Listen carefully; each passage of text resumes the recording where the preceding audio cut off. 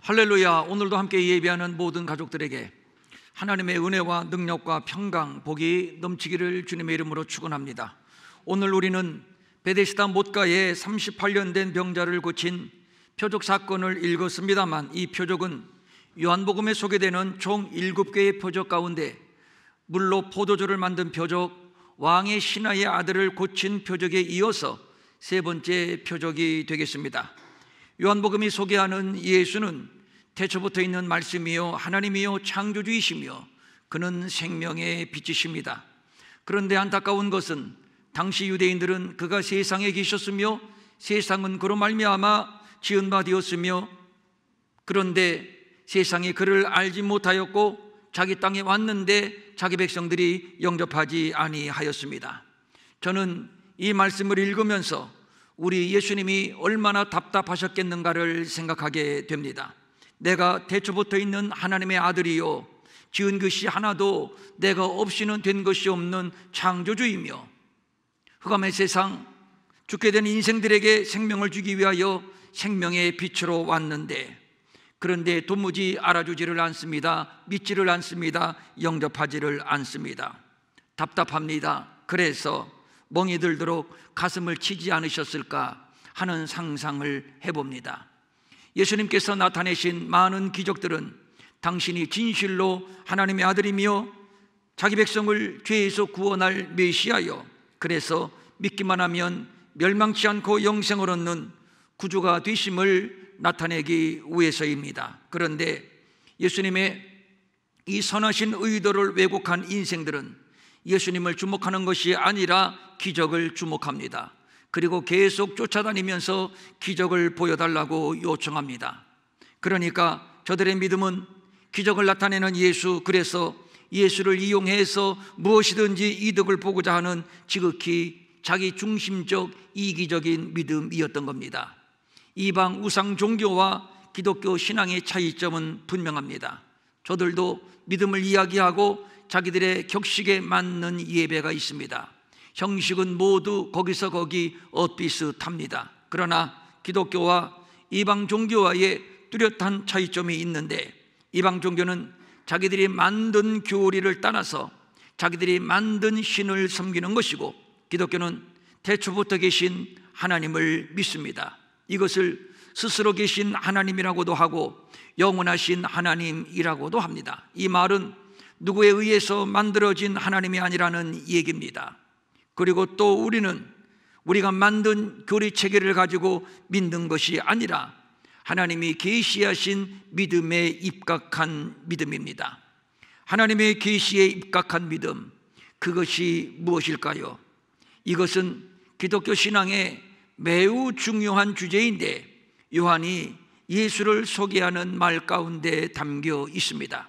자기 땅에 오신 하나님의 아들 예수는 그리스도요, 저를 믿기만 하면 하나님의 자녀가 되는 권세를 얻습니다. 누구든지 믿기만 하면 하나님의 자녀가 됩니다. 유대인이든지 이방인이든지 경계가 없고 차별이 없습니다. 이 말은 엄청난 파격적인 말씀입니다. 지금까지의 하나님의 자녀는 아브라함의 혈통 이스라엘을 가리키는 것이었습니다. 이스라엘은 하나님의 자녀요 택하신 선민이요 거룩한 백성이요 제사장 나라입니다. 이스라엘은 고난의 민족입니다. 이스라엘이 나라가 없이 유리하던 기간이 지난 2000년 동안만이라고 생각을 하기 쉬운데 사실은 그렇지 않습니다.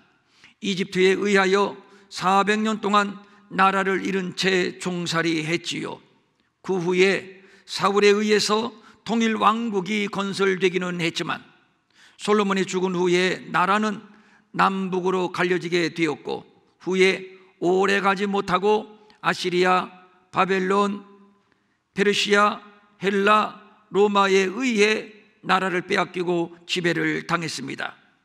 그리고 AD 70년에 로마에 의하여 돌 위에 돌 하나 남기지 아니한 채 성은 완전히 무너지고 아브라함의 자손은 세계 도처로 흩어지게 되었습니다.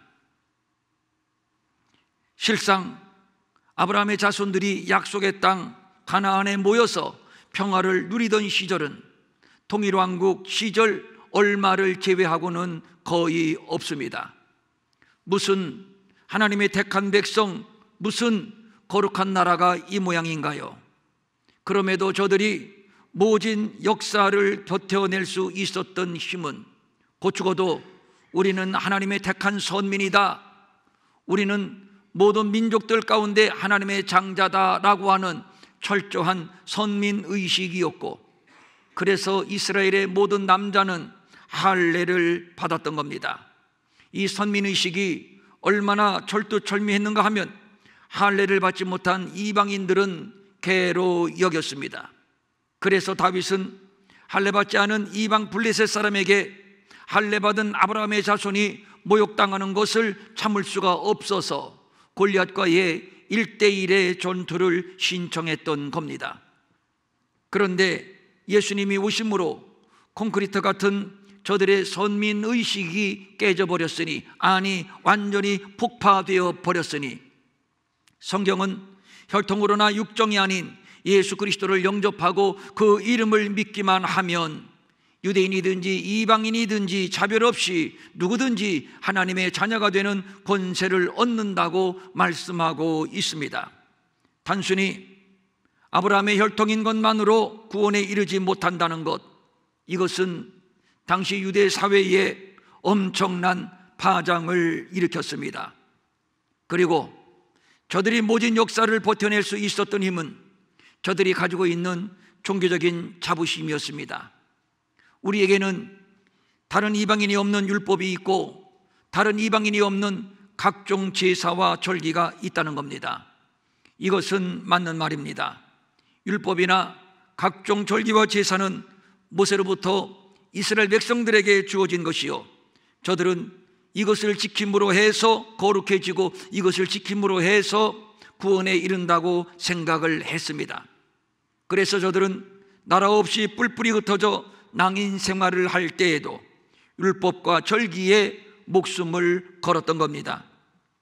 그런데 예수님이 오심으로 인해서 대반전이 일어났으니 예수님께서 6월절에 성전을 완전히 엎어버리신 겁니다. 이스라엘이 이스라엘인 것은 성전이 있기 때문이요, 그래서 하나님은 이스라엘의 하나님이 되고 이스라엘은 하나님의 백성이 되는 겁니다. 이곳에서 하나님의 이름을 부릅니다. 이곳에서 하나님을 만납니다. 이곳에서 제사가 이루어집니다.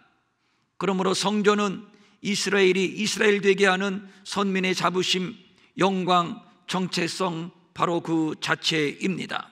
그런데 예수님이 엎어버리시면서 하시는 말씀, 이 성전을 헐라 내가 사흘 동안에 다시 일으킬 것이다.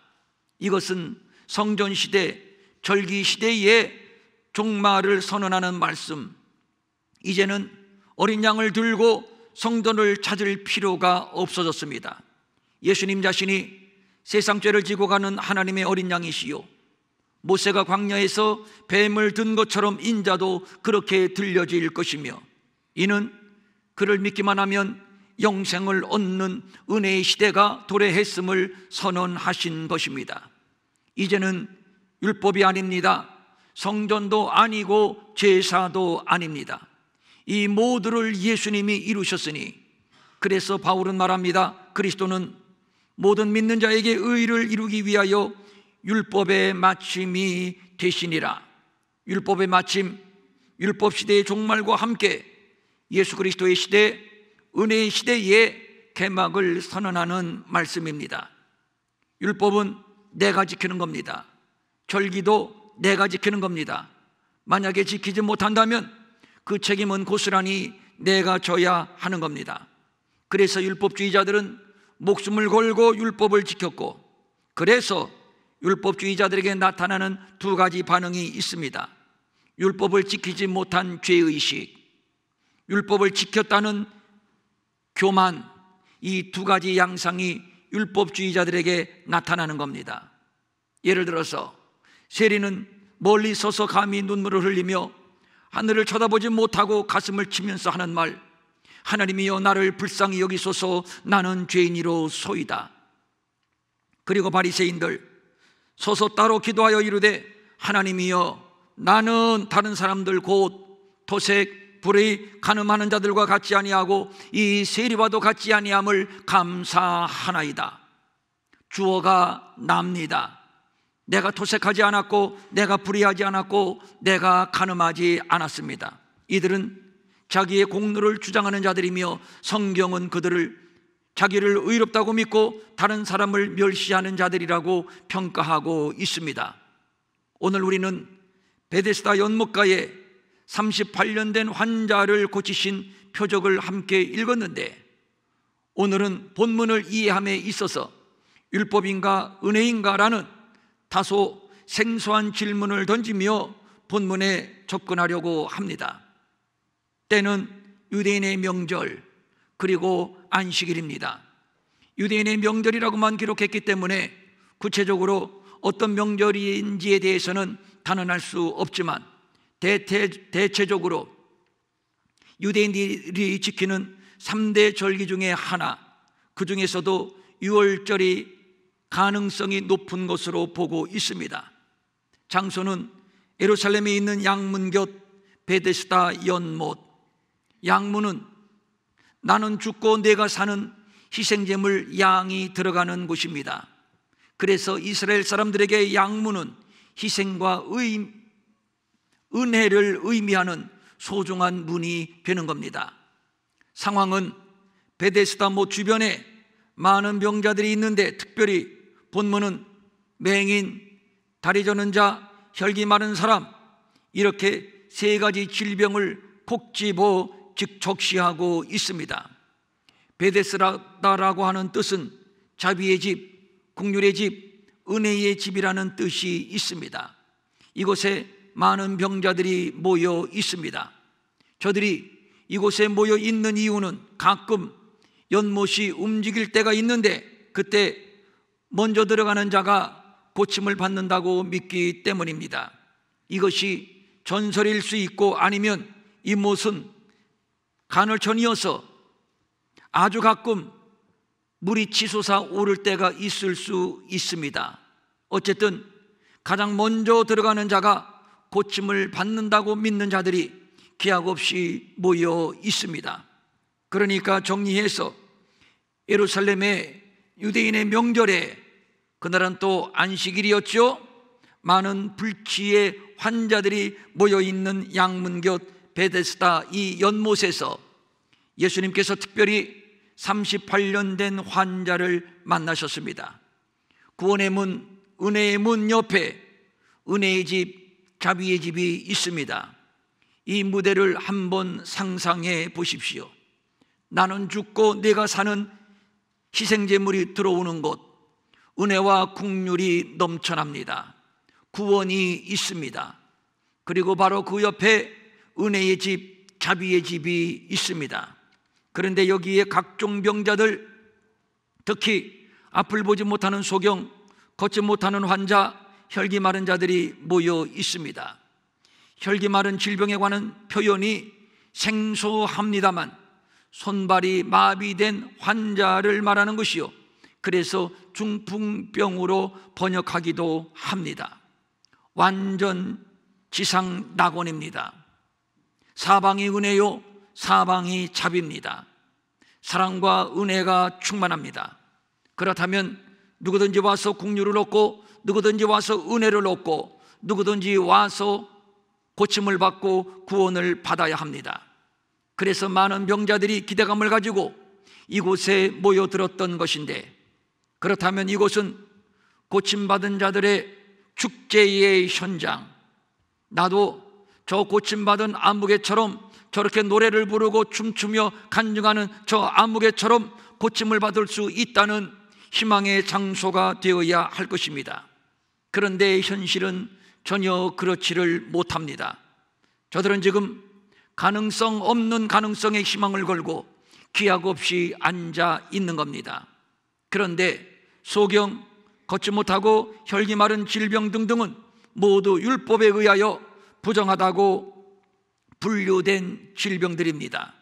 그래서 제자들은 앞을 보지 못하는 소경을 보고 예수님에게, 예수님, 누구의 죄 때문에 저가 앞을 보지 못하는 것입니까? 라고 물었던 것인데, 이렇게 율법에 의하여 완전히 정죄받은 무리들이 여전히 율법에 의하여 외면을 받은 채 소망 없이 모여 있는 것입니다.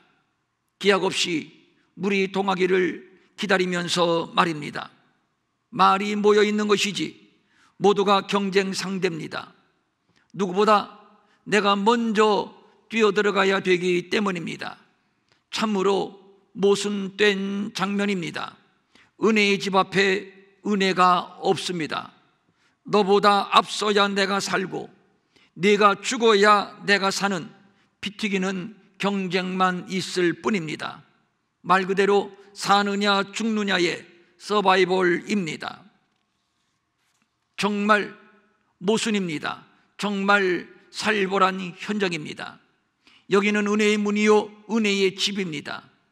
은혜라고 하는 것은 내 노력과는 상관이 없이, 힘이 있느냐 없느냐와는 상관이 없이, 돈이 있느냐 없느냐, 잘났느냐 못났느냐와는 상관이 없이 누군가에 의해 값없이 주어지는 선물인데, 그런데 은혜는커녕 여전히 율법의 무시를 당하고 여전히 내가 먼저 들어가려는 눈치 보고 힘을 키우고 매수하고 내가 죽어야 내가 사는 살벌한 경쟁만 있습니다. 그러면 은혜의 문은 무엇이고 은혜의 집은 무엇인가요? 거짓이었습니다. 위선이었습니다. 알고 보니 속았습니다. 본문을 보면 인간이 얼마나 어리석은지를 보게 되는데, 물이 동이면 먼저 들어가야 나음을 얻을 수 있습니다. 그런데 소경이 물이 동인다는 것을 볼 수가 있나요? 다리를 저는 자나 중풍병자도 마찬가지입니다. 물이 동인다는 것을 본다 해도 절대로 남들보다 먼저 들어갈 수는 없습니다. 그러니까 애당초 고침을 받을 수 없는 자들, 그럼에도 저들은 불가능의 희망을 두고 앉아 있는 겁니다. 이것은 누가 봐도 어리석음입니다. 도와주는 은혜, 도와주는 자비를 기대하지만 그런 것은 결코 없다는 것이 오늘 본문의 결론입니다. 여기에 38년 된 병자가 소개되고 있습니다. 그는 이렇게 하소연을 합니다. 주여, 물이 움직일 때에 나를 못에 넣어주는 사람이 없어요. 내가 가는 동안에 나보다 더 건강한 사람, 나보다 더 약삭 빠른 사람, 그 사람이 먼저 내려가나이다. 그렇습니다. 이것이 세상의 이치요. 나를 못에 넣어줄 사람이 없는 것, 그래서 내가 나를 책임져야 하는 것, 그러나 책임질 수 없는 것, 이것이 냉엄한 율법입니다. 성경은 베데스다 연못의 병자들의 군상에 투영된 인생을 조명하고 있습니다. 우리들이 바로 그런 인생들이라는 것입니다. 때는 유대인의 명절 안식일, 수많은 세월 동안 수많은 제물들이 이곳을 지나가 성전에 들어갔을 터, 수많은 사람들이 제사를 드렸을 터, 그러나 그중 누구도 베데스다 연못의 환자들을 돌아보는 자는 한 사람도 없었습니다. 율법을 추상같이 여기는 제사장들은 무엇을 했고, 제사를 마치고 3355 찬송을 부르며 나오는 수많은 종교인들은 무엇을 했나요? 무엇하기는요? 흘려보면서 혀를 차면서 무슨 죄를 지었기에, 손가락질하고 침뱉고 정죄를 했겠지요. 결론으로 율법과 제사에는 은혜가 없으며 정죄는 해도 절대 구원하지 못한다는 사실입니다. 그렇다면 내 노력, 내 힘으로 뛰어들어가야 하는데 현실적으로 그것마저도 불가능합니다. 율법에는 은혜가 없음, 나의 의로도 구원받지 못함, 그럼에도 여전히 행위와 율법을 의지하고 있는 인생들, 이런 인생들 가운데 예수님이 다가오십니다. 그는 태초부터 계신 말씀이요 생명의 빛이십니다. 그를 영접하기만 하면 하나님의 자녀가 되는 권세를 얻습니다. 그는 양의 문으로 들어가는 짐승의 제물과는 다른 세상 죄를 지고 가는 하나님의 어린 양이십니다. 저를 믿으면 멸망치 않고 영생을 얻습니다. 그는 은혜 위에 은혜입니다. 은혜와 진리가 충만하신 분, 말씀이 육신이 되신 아버지의 독생자의 영광이십니다. 이 은혜의 주인공이 드디어 은혜의 집에 나타나셨습니다. 비로소 그림자가 지나가고 실상이 왔다는 것, 모형이 지나가고 본질이 왔다는 것, 상징이 지나가고 본체가 왔음을 말하는 겁니다. 나를 물에 넣어줄 사람이 없나이다. 이 말은 율법으로는 안 된다, 나의 의로도 안 된다, 그러면 어떻게 해야 된단 말인가? 죄인된 인생들의 한 맺힌 피 맺힌 절규인 겁니다. 먼저 예수님은 38년 된 환자가 누운 것을 보셨습니다. 환자가 먼저 본 것이 아니라 예수님이 먼저 보셨습니다. 그리고 어떤 병이라고 누가 알려주기 전에 이미 예수님은 이 병이 오래된 병임을 아셨습니다. 그리고 그에게 다가갑니다. 그리고 물으십니다. 네가 낫고자 하느냐? 이것은 지금까지 베데스다 연못에서 없었던 일입니다. 어느 누구도 눈길을 주지 않았고 어느 누구도 이들을 불쌍히 여기지 않았습니다. 물론 말을 거는 자도 없었고 다가오는 자도 없었지요. 있다면 정죄와 비난, 조롱뿐이었습니다. 그래서 믿을 것은 자신뿐이었습니다. 이런 상상이 가능하지 않을까요? 몇 개월이든 몇 년이든 기약 없이 기다리다가 물이 동하는 어느 날 수많은 병자들이 일제히 뛰어들어갑니다. 이 뛰어들어가는 과정에서 얼마 전에 저 이태원에서 사고가 있었듯이 발표 압사당하는 자는 없었을까요? 그 중에 힘센 자가 흉기를 휘두르며 누구는 죽이고 누구는 부상당하고 그런 불상사는 없었을까요? 또 누구는 돈 있는 자, 힘 있는 자를 고용해서 물이 동할 때에 다른 사람들보다 먼저 들어가려고 꼼수를 부린 자들은 없었을까요? 겨우 뛰어들어가기는 했는데 고침받기는커녕 무트로 나오지 못하고 익사한 사람은 또 없었을까요? 왜 없었겠습니까? 충분히 있을 수 있는 일입니다. 은혜를 말하지만 은혜 없는 위선, 거짓, 독선, 돈 있고 힘 있는 자가 지배하고 착취하는 모순된 세상, 종교가 있지만 종교의 도움을 전혀 받지 못하는 세상. 그래서 절규합니다. 나를 못에 넣어주는 사람이 없나이다. 은혜만이 우리를 구원합니다. 우리에게는 오직 은혜가 필요합니다. 어디 은혜 없습니까? 은혜를 기다리는 인생들, 이것이 어디 베데스다 연못가의 풍경만이겠습니까? 역사의 풍경, 인류의 풍경, 어쩌면 나의 모습일 수 있습니다. 이러한 인생의 절규를 예수님이 보셨습니다. 아셨습니다. 그리고 다가오십니다. 그리고 따뜻한 음성으로 말씀합니다. 네가 낫고자 하느냐? 38년 된 환자가 대답을 합니다. 내가 가는 동안에 다른 사람이 나보다 먼저 내려가나이다. 나를 밀치고 갑니다. 나를 짓밟고 갑니다. 연못에 들어갈 방법이 내게는 없습니다. 이 38년 된 환자는 특별히 자기에게 다가온 이 사람, 따뜻하게 말을 건네는 이 사람이라면 혹시 나를 이 물에, 이 연못에 넣어줄 수 있겠다는 기대감을 가졌을지 모릅니다. 아니, 분명히 가졌을 겁니다.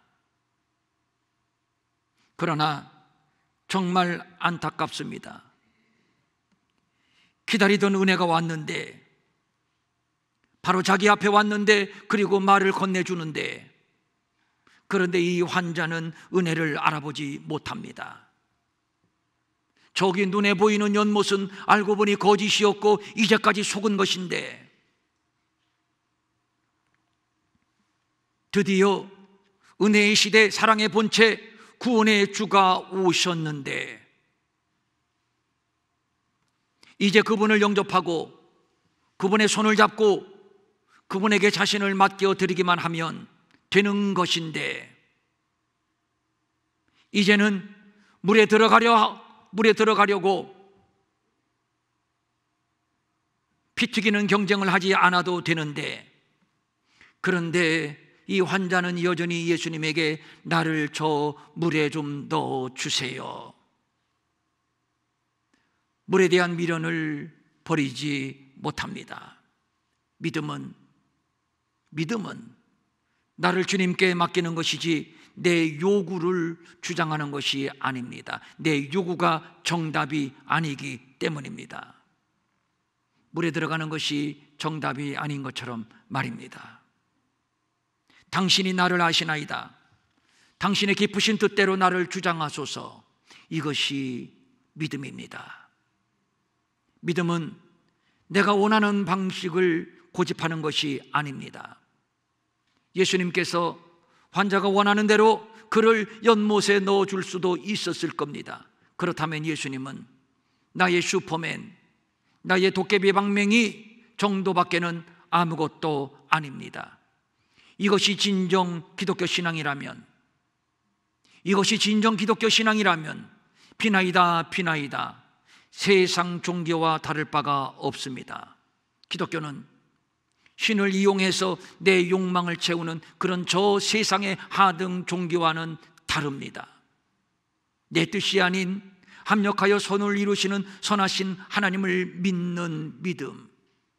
그래서 처녀 마리아는 돌에 맞아 죽을지언정 말씀대로 내게 이루어지이다 응답했던 것이고, 예수님도 십자가를 앞에 두고 내 원대로 마옵시고 아버지의 원대로 하옵소서, 이런 기도를 드리셨던 겁니다. 믿음은 내가 원하는 방식이 아닙니다. 믿음은 내 뜻을 이루는 것이 아닙니다. 믿음은 비나이다가 아닙니다. 연못이 은혜가 아니고 우리 예수님이 은혜입니다. 연못이 구원하는 것이 아니고 우리 예수님이 우리를 구원합니다. 율법에 속은 것입니다. 그래서 예수님은 말씀합니다. 일어나 네 자리를 들고 걸어가라. 예수님이 베데스다요, 예수님의 말씀이 진리요, 예수님의 말씀이 은혜요, 예수님의 말씀이 능력이요, 그 예수님의 말씀이 바로 나를 구원하는 것입니다. 인생들은 동하지 않을 연못만 바라보고 있습니다. 내가 제사를 드리고 내가 율법을 지키고 내가 의를 쌓고 내가 먼저 들어가려고 피 튀기는 경쟁을 하고 그 속에서 상처를 받고 좌절하고 날카로워질 대로 날카로워졌습니다. 나의 율법, 나의 종교, 나의 의, 고상한 인격, 고상한 도덕심, 고상한 인품, 고작 이 정도인가요? 나를 물에 넣어줄 사람이 없나이다.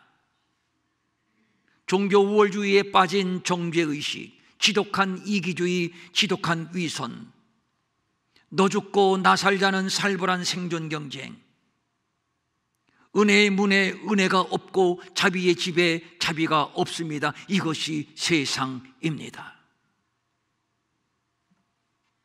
오늘 우리의 모습은 아닌지요? 소경, 걷지 못하는 자, 혈기 마른 자, 그들이 누굽니까? 죄인입니다. 율법에 의하여 정죄받은, 완벽하게 정죄받은 완벽한 죄인들입니다. 그들이 누구인가요? 바로 인생들입니다. 바로 우리들입니다. 기약 없이 돈의 베데스다, 지식의 베데스다, 성공과 출세의 베데스다, 종교의 베데스다만 바라보고 있습니다.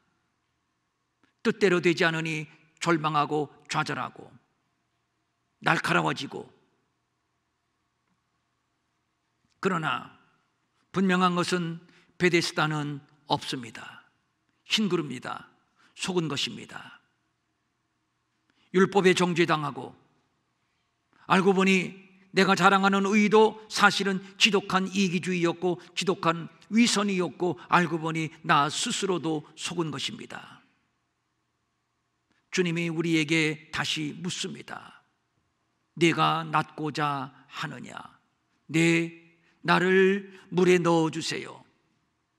아직도 우리는 예수를 내 방식으로 내 뜻을 위하여 이용하려 하고 있습니다. 그리고 뜻이 좀 이루어진 것 같으면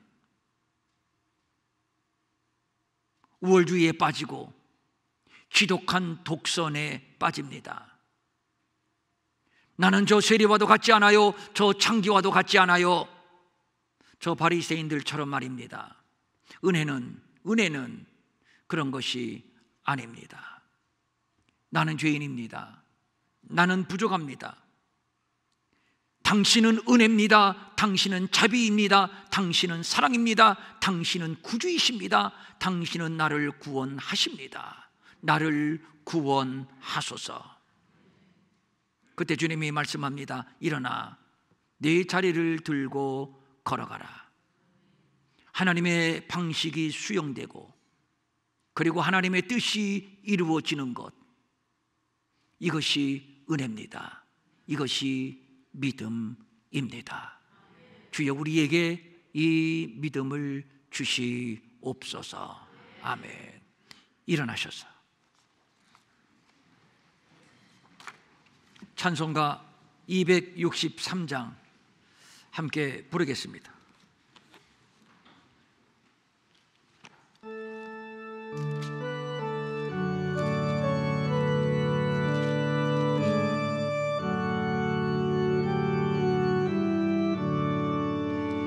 이 세상 험하고 나 비록 약하나 늘 기도 힘쓰면 큰 권능 받겠네. 주의 은혜로 대속받아서 피와 같이 붉은 죄 눈같이 희겠네. 주님의 권능은 한없이 크오니 돌 같은 내 마음 건너겨 주소서. 주의 은혜로 대속받아서 피와 같이 붉은 죄 눈같이 희겠네.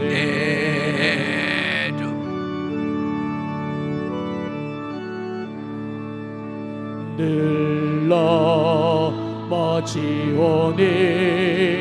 주 예수 힘주사 굳세게 하소서. 주의 은혜로 대속받아서 아멘. 피와 같이 붉은 죄 눈같이 지키겠네.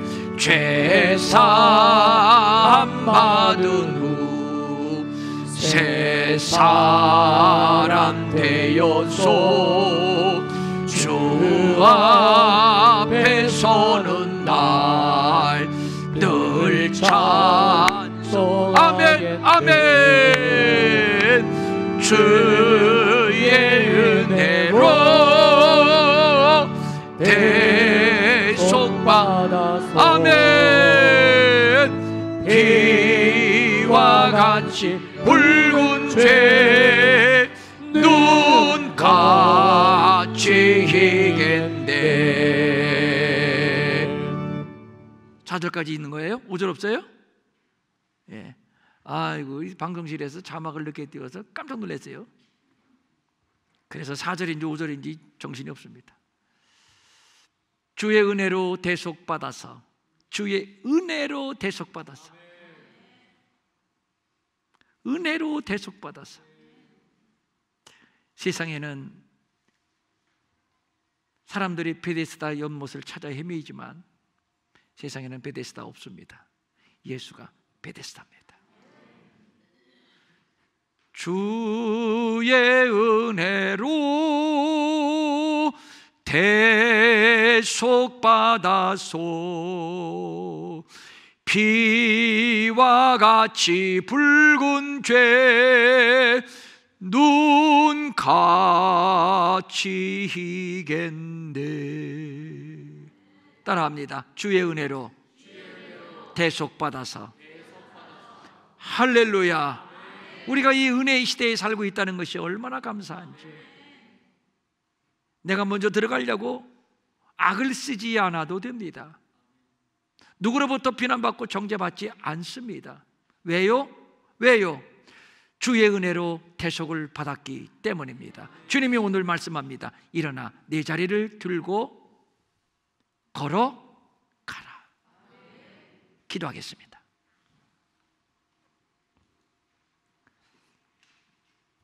우리 예수님이 은혜요, 우리 예수님이 여기 내 앞에 내 안에 계신데,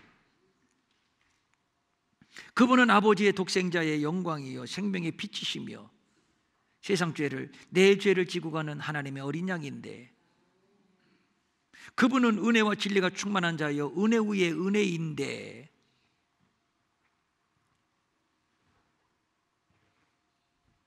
왜 우리는 아직도 베데스다를 그 어디에서 찾아 헤매이는지요? 물질의 베데스다일까? 사랑의 베데스다일까? 지식, 명예, 그런 것이 베데스다일까? 좋은 차를 타고 좋은 집에 살고 좋은 옷을 입고 사람이 안아주면 그게 베데스다일까?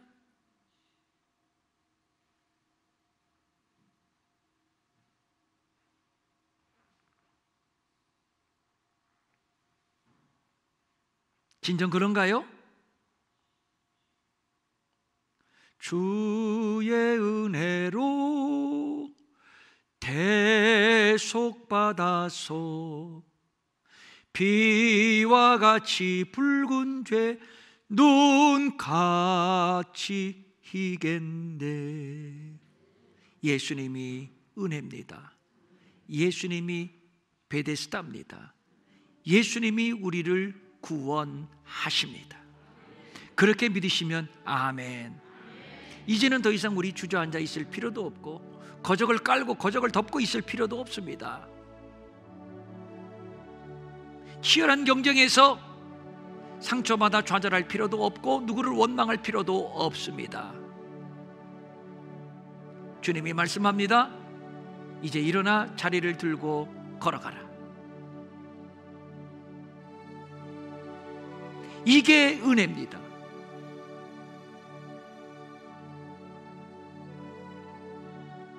성령님, 성령님, 이 은혜가 더 깊이 더 충만하게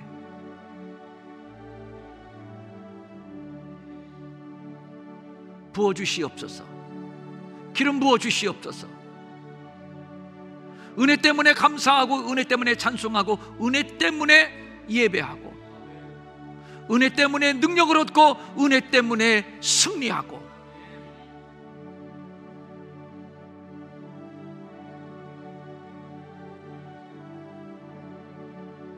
우리에게 은혜로 찾아오신 주님 감사합니다.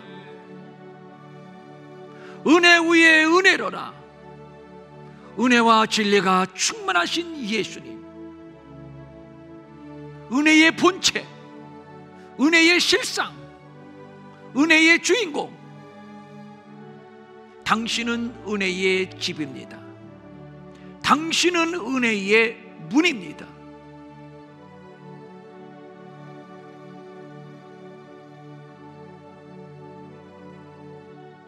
오늘도 당신의 문으로 들어갑니다. 당신의 연못에 깊이 잠깁니다.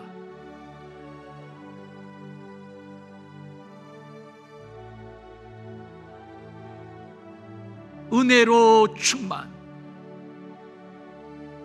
죄 용서받은 기쁨, 구원받은 기쁨, 죄를 이기는 능력, 세상을 이기는 능력,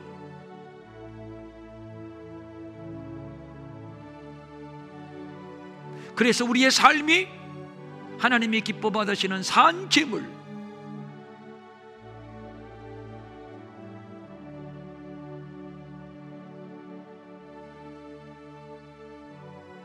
성령님, 고개를 들고 성전문 나가기 전에 한 번 더 충만하게 기름을 부으소서.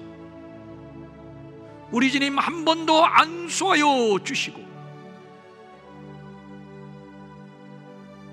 그 은혜로 충만, 그 은혜로 충만, 그 은혜로 충만케 하옵소서. 감사합니다. 할렐루야, 찬송과 영광과 경배를 받으시옵소서. 그렇군요, 그렇군요. 예수님, 당신이 베데스다군요. 당신이 은혜의 문이군요. 당신이 우리의 구원이군요. 아, 그렇군요. 진실로 당신은 은혜 위에 은혜군요. 은혜와 진리가 충만하군요.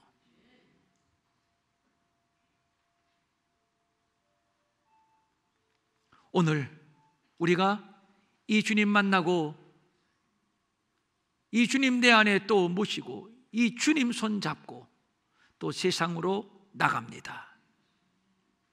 한 주간 동안 이 은혜로만 살게 하옵소서. 은혜로 승리케 하옵소서. 어떤 문제도 어떤 난관도 은혜로 뛰어넘고 은혜로 극복하고 은혜로 돌파하고, 그리고 당당하고 씩씩하게 자리를 들고 뛰어가는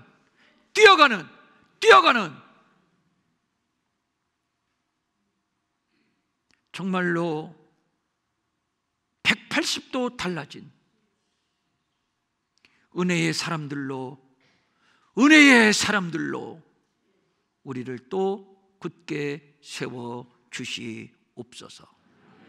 간절한 소망을 가지고 각종 예물을 주님 앞에 올립니다. 이 예물 받아주시옵소서. 주일헌금, 주정헌금, 11조 감사헌금, 선교헌금, 장학헌금, 구제헌금, 특별히 또 요즘 우리가 선교지에 건축헌금을 드리고 있습니다. 드린 모든 손길들 위에 아버지, 금이나 은을 구하지 않습니다. 은혜 충만, 은혜 충만, 은혜 충만, 당신으로 충만, 당신으로 충만, 당신으로 충만, 충만케 채워 주시옵소서. 우리 가운데 병든 자 있습니까? 일어나 자리를 들고 걸어갈지어다. 뛰어갈지어다. 강건할지어다.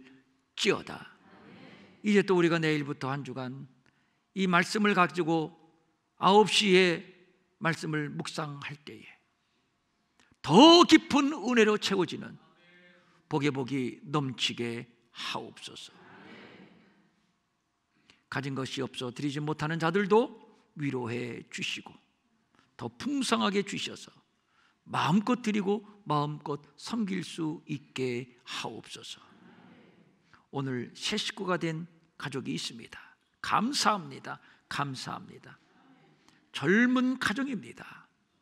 은혜 위에 은혜로 충만, 베데스다 되시는 당신의 은혜가 그 가정을 더 충만케 부어주시고 은혜의 가정으로 견고히 세워주시옵소서. 이제는 우리 주 예수 그리스도의 은혜와 하나님 아버지의 무한하신 사랑과 성령님의 감동하시고 위로하시고 안위하시고 능력 주시고 형통케 하시니 은혜의 주님을 만나고 은혜로 살기로 결단하며 돌아가는 모든 성도들 머리 위에, 유튜브로 예배를 드리고 또 함께 영상으로 예배에 참여하는 저 서울 반석교회 머리 위에 영원히 함께 하옵시기를 간절히 축원하옵나이다. 아멘.